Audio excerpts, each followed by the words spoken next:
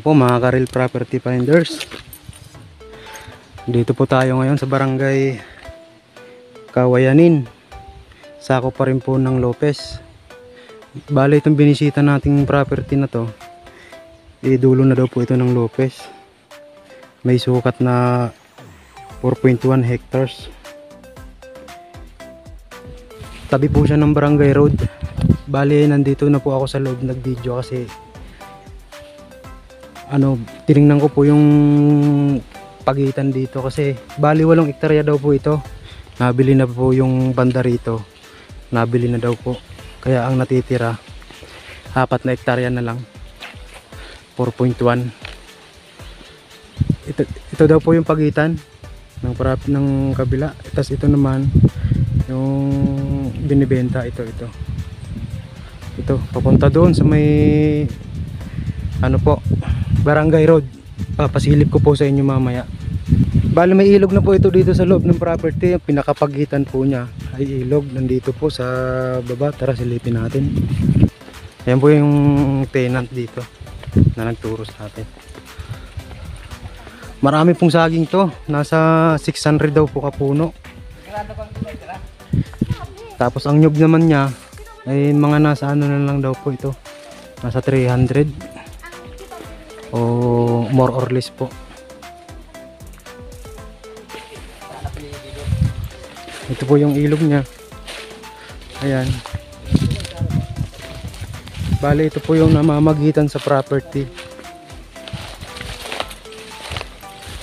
Hanggang dun po ito sa may sa may barangay road. Masisili po natin mamaya. Papakita ko po sa inyo. Ayan, buhay po na ilog yan. So ngayon po pupunta na po tayo dun sa may barangay road po.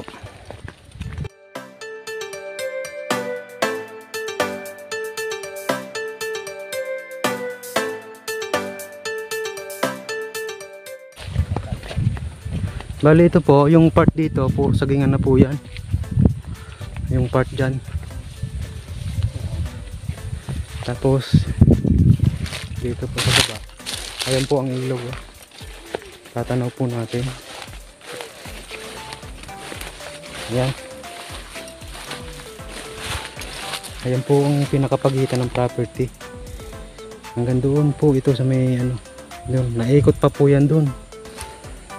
Papunta po doon sa may kalsada. Lagpas pa daw po pala ito sa barangay road pagka nasukat po, sabi ng may-ari. Dito po banda sa part na to, mga sagingan na po. Bali ito po yung barangay road.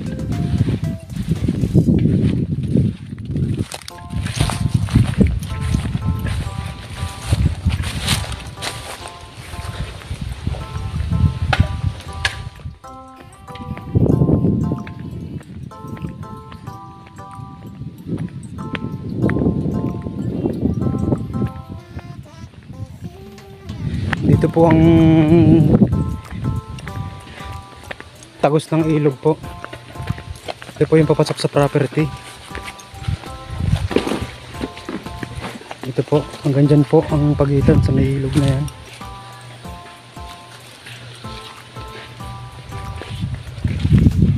Hanggang dito po ito sa na to, no? Hanggang dito daw po sa kalsada. Yan. May frontage daw po itong nasa 300 meters papunta dun sa taas. Bibidyo po natin ang daan pataas.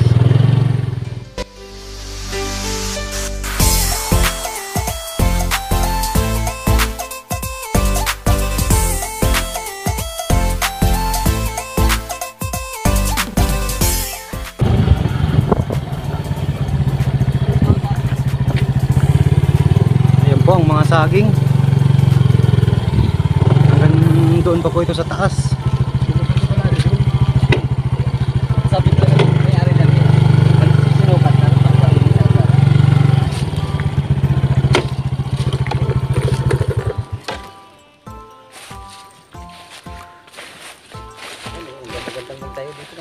dito po halos kapantayan naman puro ito banda.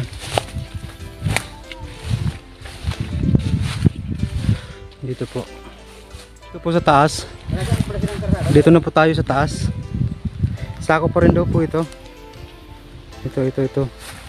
Itong tawid ng kalsada na to. Papunta daw po sa taas. Saan dyan, sir?